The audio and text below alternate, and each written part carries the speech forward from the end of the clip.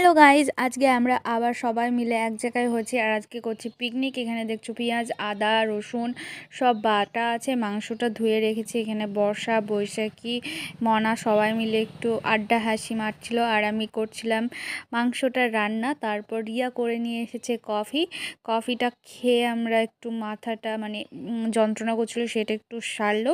তারপর রিয়া কফি নিয়ে এসে কফিটা খাচ্ছে। আর এখানে ফুটন্ত আখাই রান্না হচ্ছে, মানে ফুটন্ত একদম মাংস আখাই রান্না হচ্ছে।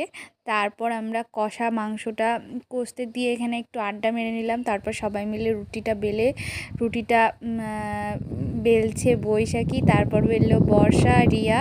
আর এই যে আমাদের কষা মাংস আর রুটি, আর সাথে ছিল একটা করে নলেন গুড়ের মিষ্টি। তো সেটার ভিডিও আর করিনি। সবাই মিলে আমরা লাস্টে খেতে বসে পড়েছি। খাওয়া দাওয়া করে আমরা যে যার মতন বাড়িতে চলে যাব। আবার মিনি ব্লগে তোমাদের সাথে দেখা।